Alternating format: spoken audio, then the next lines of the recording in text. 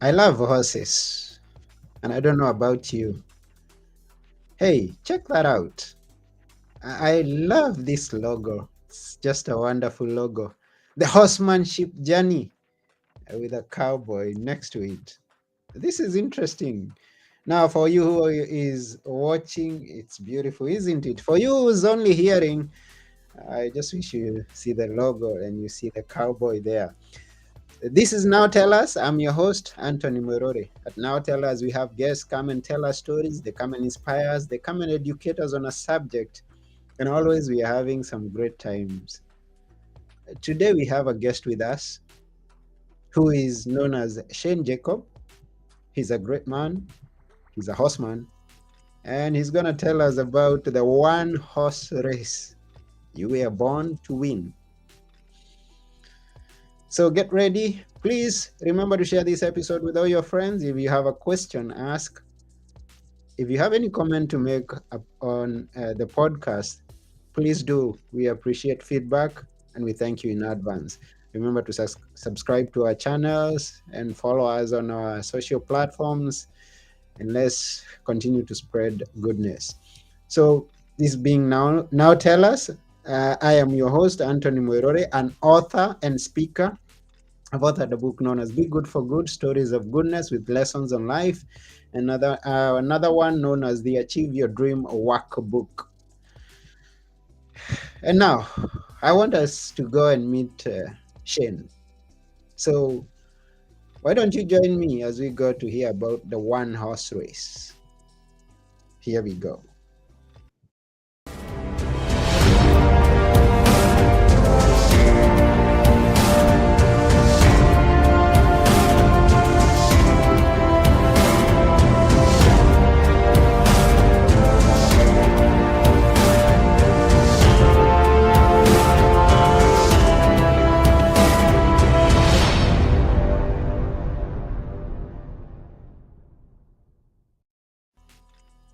Hello, Shane. Nice to be with you. Thank you so much. Pleasure, Anthony. How are you doing? Very good. Wonderful. And I'm wondering which part of the world you are at. Yeah, I'm in Las Vegas, Nevada, United States. Oh, okay. That's a beautiful place. It's a famous place, Las Vegas, where they we have a lot of money there, isn't it? People think of neon lights and casinos and Yes. a big resort town. The outside of the tourist part of Las Vegas, it's a pretty nice town, and it's actually it's a horse town. It's an old lot of horse activity in southern Nevada and in Las Vegas. Oh, okay. When I was growing up, I used to see the westerns, and I used to see a lot of horses and horsemen. And the state that I used to know was Texas. I only thought Texas is where they have horses when I was growing up. Well, they do have a lot of horses in Texas, and I can relate to watching westerns. As a matter of fact, I was named after a western in the '60s called Shane. Okay. The name of the of western that came out in the mid '60s. Ah, and did you try to live his life, like because Well, you're named after him? I did grow up like you mentioned, almost identical. I grew up watching westerns, and I saw cowboys in my life, rodeo cowboys, and I wanted to be like they did and do the cool stuff that cowboys do. I Mm-hmm. wanted to be I wanted to be a cowboy.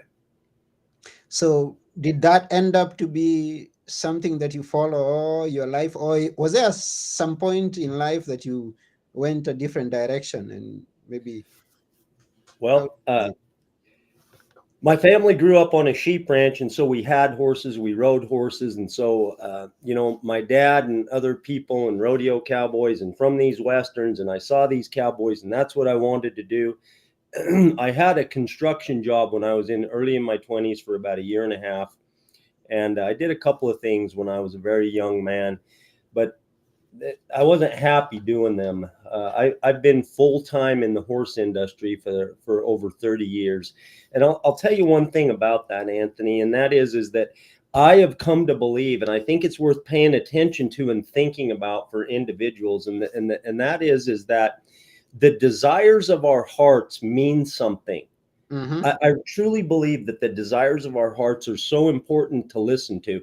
And I thought for a long time, I was kind of confused. I thought, well, what I want is, I kind of had this mentality that I had to suffer, to, that I shouldn't go after my dreams, that was wrong, that was splurging, that was not being responsible, that that it was a bad way to go about life, is to kind of to get the things that I wanted.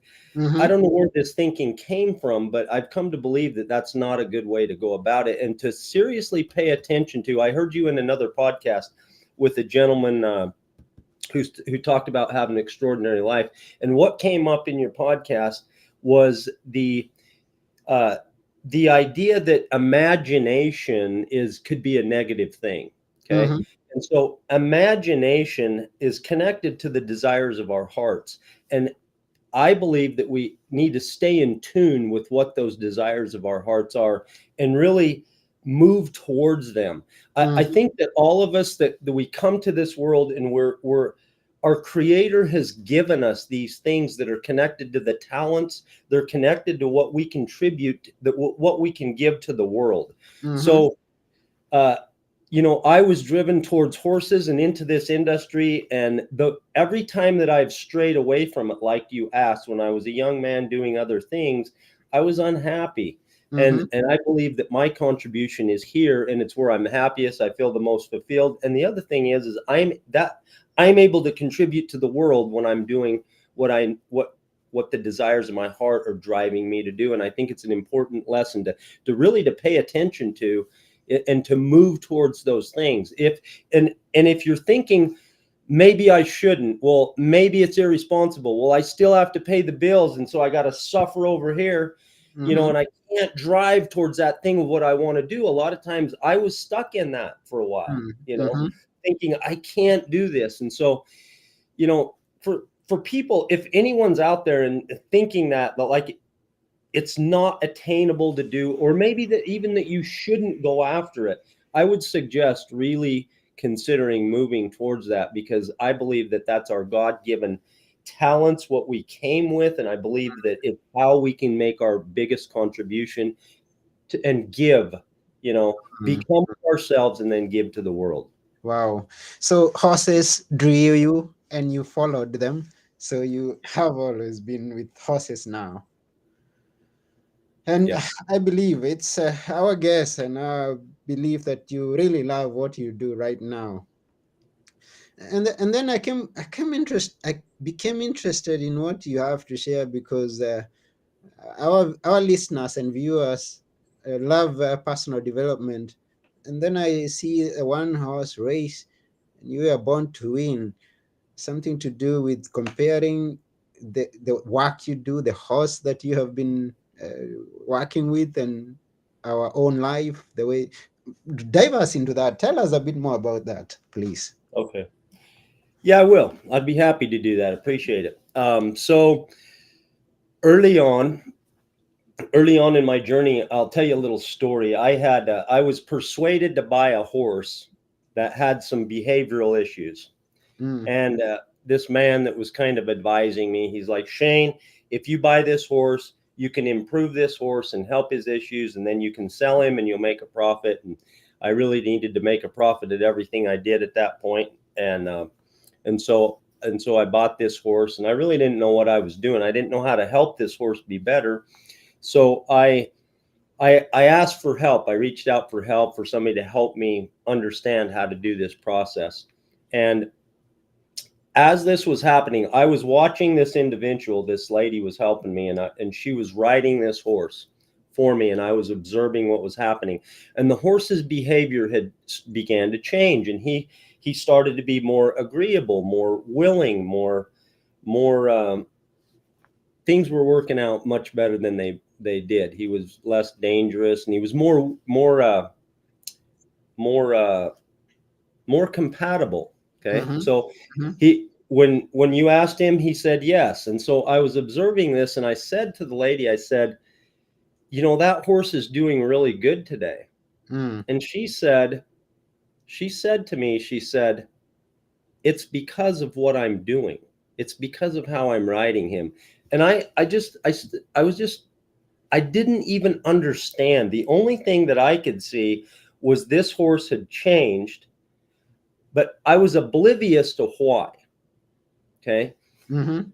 This, when I finally began to understand that this little lesson right here, that we are responsible for ourselves. A lot of times we look out into the world and we think that, oh, it's this, oh, it's that, oh, I can't do this because of that, this circumstance happened. Anthony, can't you see what's happened to me? Can't you see those people? Mm-hmm. Everything's happening to me. Can't you see why I can't make this happen? Can't. And then I couldn't see what was making the difference in this horse. All I could see that the horse was changing. I couldn't see why. Mm-hmm. Over a period of time, I slowly began to understand that the only thing that matters in this world, the only thing that has a significant difference to results that we want, is going on right here and right here.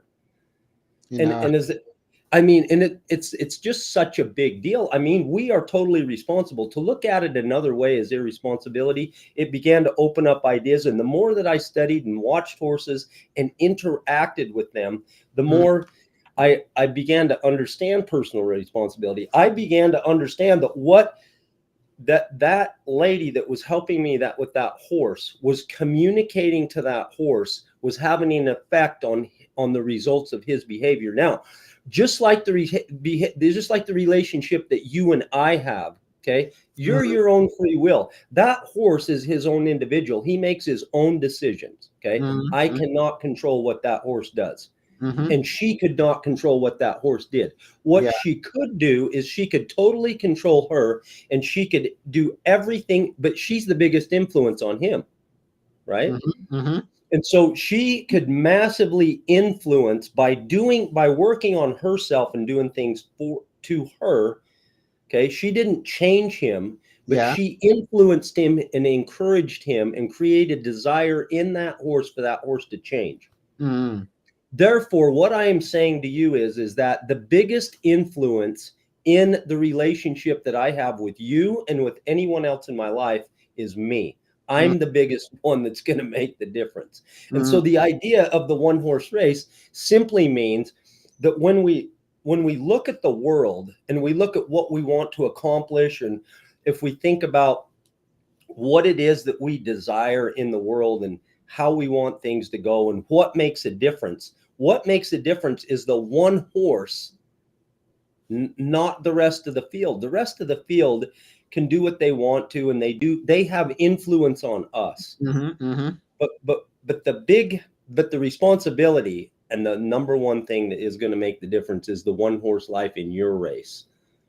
Uh, so in this world, as we are living day to day, and I see people accomplishing their own things, and one is a doctor, the other one is a teacher, and I am thinking that the accomplishments that they've made are things that I'm also supposed to make. This is what arises to us. I'm supposed to be competing with someone. You say this is not the case. Each one of them is running their own race. Well, I agree with you that the idea is that we don't need to compete. I mean, sometimes in business we think we need to compete, and that we can look at the field and think it's a limited field, and that we need to beat somebody else out. But I mean, really, that's not an abundant look at life. I mean, what we need to compete with is ourself on a daily basis, um, and you know, I have a simple philosophy. My book is not released yet. It's right on the verge of publishing my book, of the one Mm-hmm. horse race. It's not completely complete, but what it's about, I will tell you, the premise is that basically, what horses have taught me is they're very simple. They don't have a complex brain like we do, but Okay. there's so many lessons that I've learned from horses that if we apply to ourselves, and sometimes I think it's easy for us to overcomplicate things also. And I've come to realize that if we as human beings will just simply focus on two things, okay? Now they're big things, they're huge subjects, but if we will if we will endeavor to pursue improvement, to pursue progress in these two areas, that Mm-hmm. we're going to win our life's race. Okay, Okay. and so here they are. One is a commitment to continually improve your relationship with yourself, to continually improve and develop a loving relationship with yourself. Okay. Mm-hmm. Because I believe Cheryl Green, I had a guest on the Horsemanship Journey show, Cheryl Green, and she said that she believes, this is a pretty bold statement, that every negative human behavior can be tied to at the root of how someone feels about themselves. Mm. And I really thought about that. And so far, I have not been able to prove that incorrect. Mm-hmm. Now, uh, there's a lady, Brooke Castillo. She owns the Life Coach School, which is the biggest life coach school in the United States. She has a tremendous business, $52 million last year.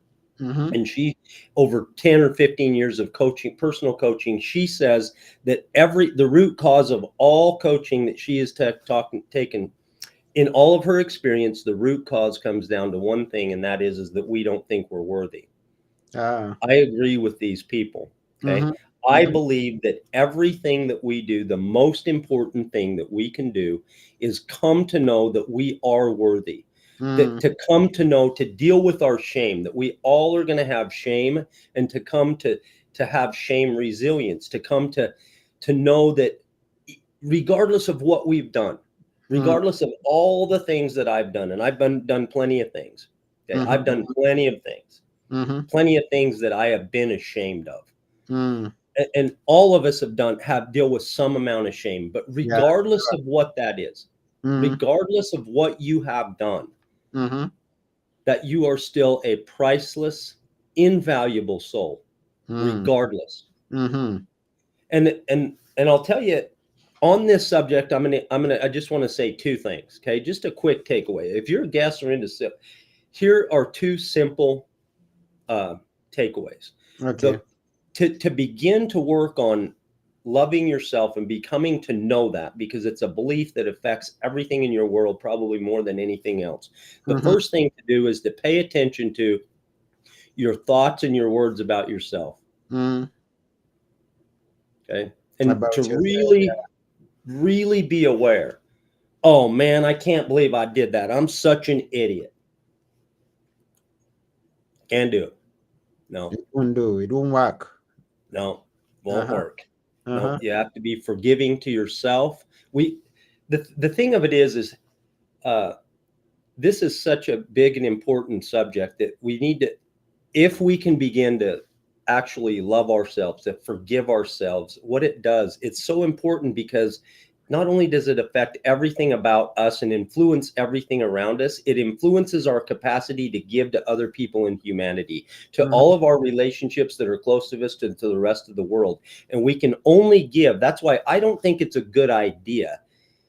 I don't think it's a good idea to develop a good relationship with yourself. I think it's our duty and our responsibility as human beings to do so, because if we don't, we not only cannot become all that we have been given our talents and abilities to become, but I Mm. cannot help you and elevate you and give to the world the contribution that I was able to give.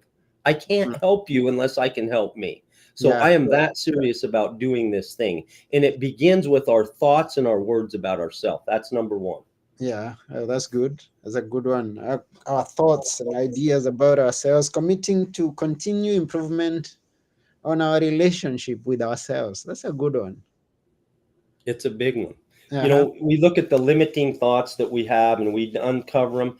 I thought, I'll tell you, something just recently just happened to me like a week ago. Let me just tell you about that briefly. Yeah. This is Please do. related to this whole thing.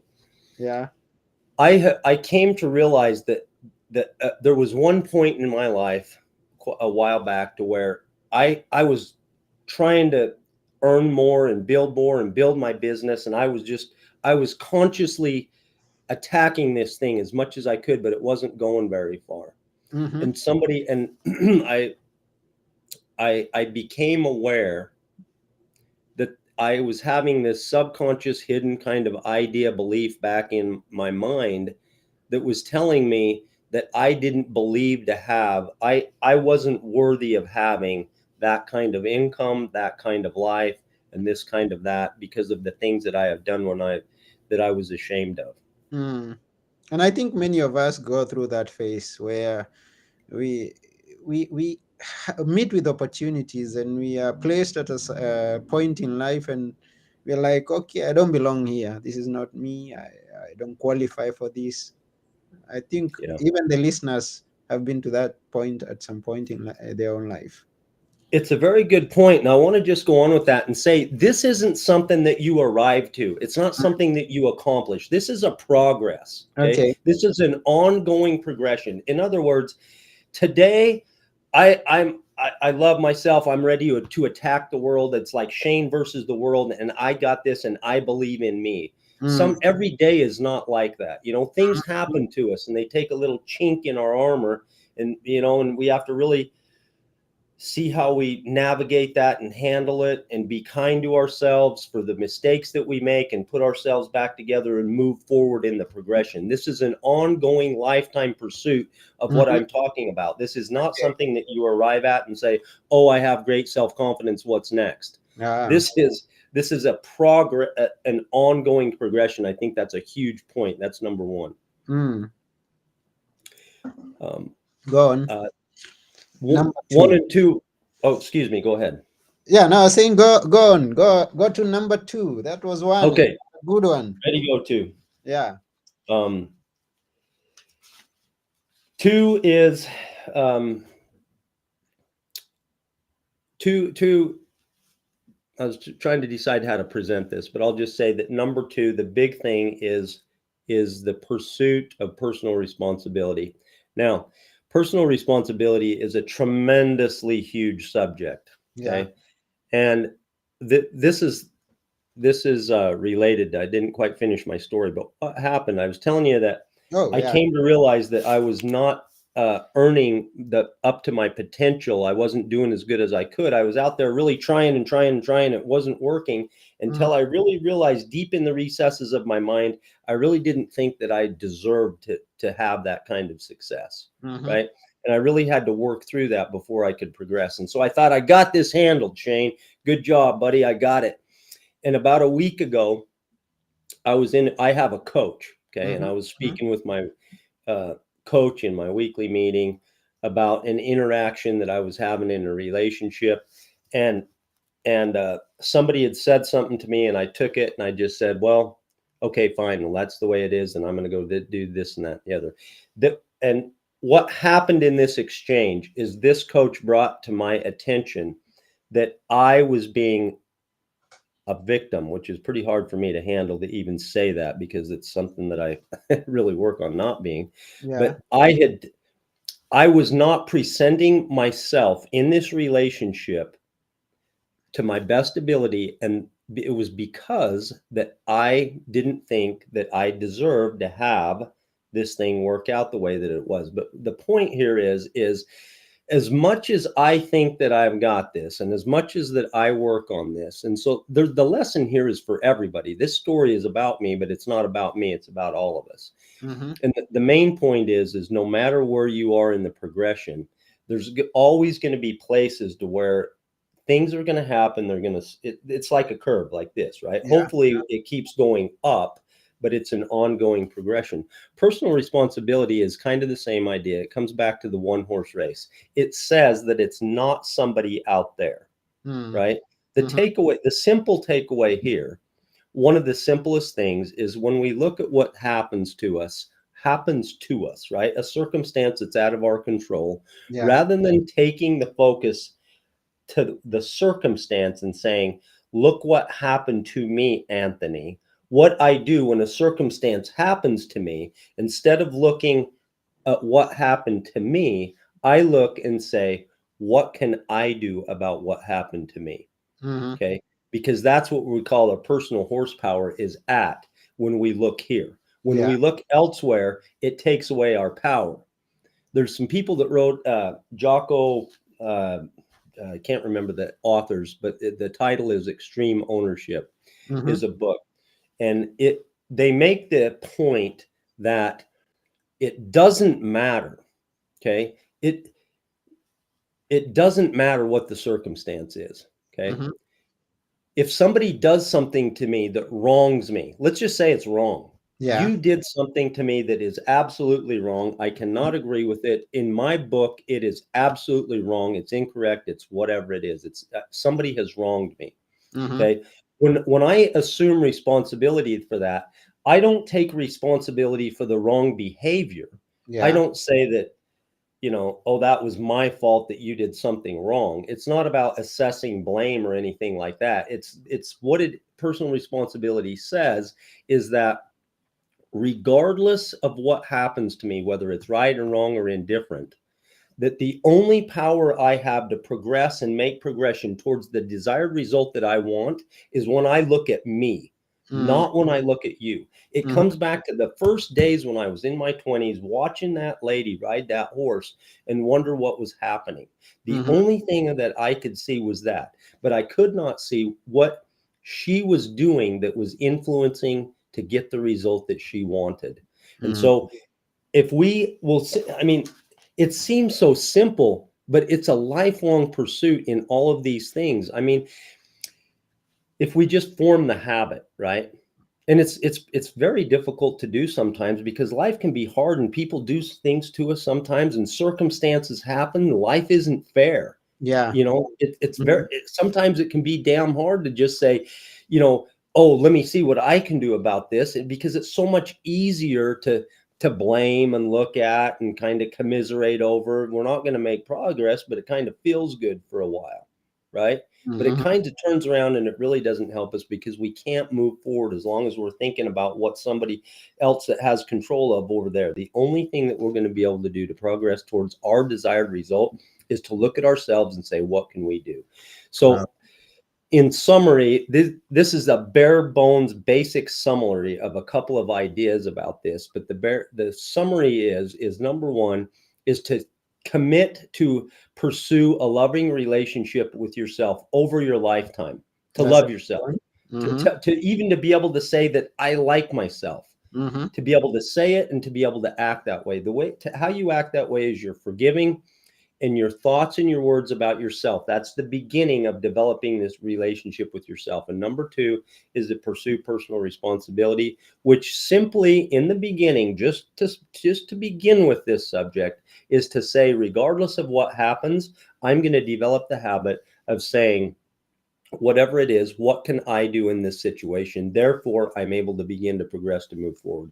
And I believe that I have these horses that through many examples have given me this have proved these things to be true. And really what the deal is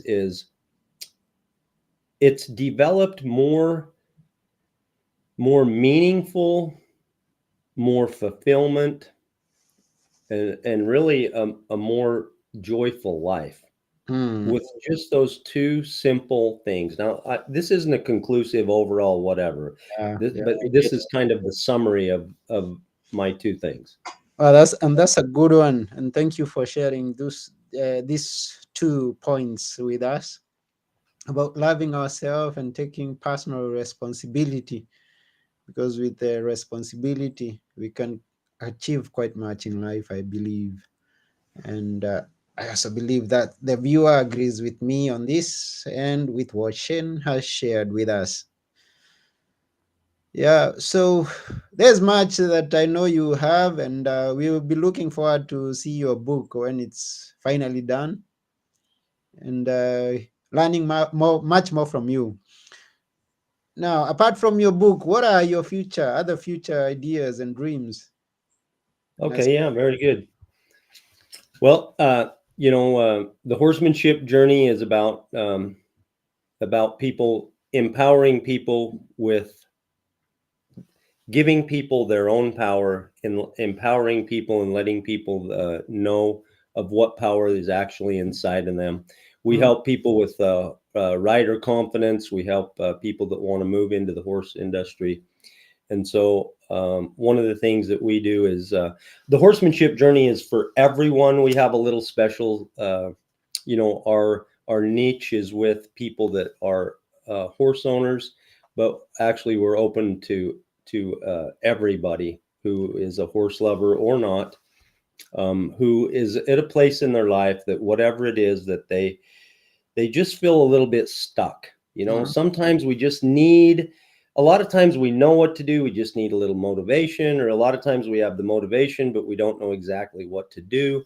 And a mhm. lot of times, if you have the coaching and somebody just to you know, take you and be in your corner and help you move forward, that's what I'm about. And that's what we want to do. I have, I have one message to our people that we work with on a daily basis, and my message to the world is that you are worth it. You are what? You you are worth it. You are you're priceless, man. I just need you to know, if you don't know it inside of your heart and your soul, I need you to just take my word for it and know you are an invaluable, priceless individual. You're worthy. You're worth it. My camera just went on, but I'm coming back to you. I'm still here. Okay. Sorry about that. I had a little camera glitch, but I want you to know that you are worth it. You are you are a gift. You are a gift. You are a priceless gift. And I need you to know that. And the more that you know that, the more that you'll be able to be good for yourself and for the people around you. Wow, and thank you for sharing that. And now, because I know always we have some people who say, "Hey, I would like to follow up with that man and hear more. Maybe get some coaching because you are a coach, and I believe they can get some nice coaching from someone who's dealt with horses, brought up horses. How can they follow up with you? Thanks, Anthony. Yeah, we're at thehorsemanshipjourney.com, and we're all over media. We're over all of the social media channels also at the Horsemanship Journey. Okay, the horsemanshipjourney.com. That's where That's you right. can find Shane. So follow up with Shane and get to know much more about horses, about you loving yourself and taking full responsibility about your life and about others. Now, talking of making a profit on horses, I have grown up knowing that horses are not as cheap. It's some great saving you have to do to get a horse. How much is a horse? How much is a horse? How much is a horse? Well, they say, I believe that the purchase price of a horse in most cases is the least expensive part of horse ownership. But a standard in the United States, 80% of horses are recreational horses, which means that they're not competition horses. They're not racing horses or show horses or any competition. So there's a big variation. Uh, at the very bottom, at the lowest, you may find I don't know. I would say that a standard price, it's going to vary anywhere from 5,000 to 100,000. Oh, 5,000 to 100,000. Yeah, Wow. there's a range. Yeah, that's something that you have. But then you say that's the cheapest, I mean, the lowest value of someone who wants to own a house. The upkeep of a house is quite expensive, then I believe. The upkeep is the upkeep is the ongoing cost of the hoof care, medical, and feed and so on. Wow, okay. So maybe I'll look to change a career to save for the horse, for a horse someday. Someday. But anyway, thank you very much, Shane, for coming on to our show today. We really appreciate you and everything that you've shared with us. Thank you so much for having me, Anthony. It's my pleasure. Don't ever stop chasing it. Yeah, keep on the race. And those who are listening or watching, yeah, this is your race. It's a one horse race, and you can win. Just be a winner. And as we continue with this new year that we have jumped into, let's hear some good testimonies of your winning. So this is it. This has been Now Tell Us. I have been your host, Anthony Murore, and together with our wonderful guest, wonderful cowboy, Shane Jacob, we are saying, wee wee. How do you, how do wee, and then they throw the roof. Bye for now. Bye.